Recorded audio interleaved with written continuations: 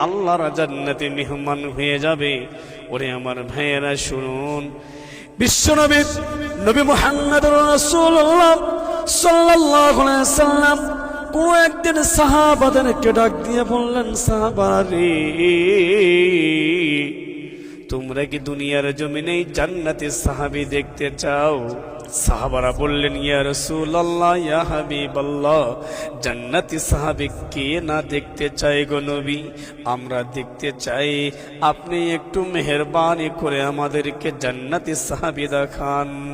আল্লাহর হাবিব সাহাবাদেরকে ডাক দিয়ে বললেন, সাহাবারা রে, একটু অপেক্ষা করো, কিছুক্ষণের মধ্যেই তোমরা জান্নাতি সাহাবী দুনিয়ার জমিনেই দেখতে পারবা। ও বন্ধু, সাহাবারা অপেক্ষা করলেন, চারদিকেই শুধুই তাকাতাকি করছেন। হঠাৎ করে দেখতে পেলেন একজন সাহাবী ছোট্ট ছোট্ট পা ফেলে ফেলে নবীজির দরবারের দিকে আসতেছেন।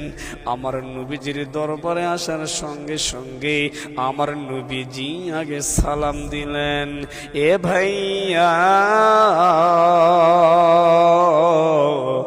নবীজি আমার সালাম দিলেন, সাহাবী সালামের উত্তর দিয়ে দিলেন।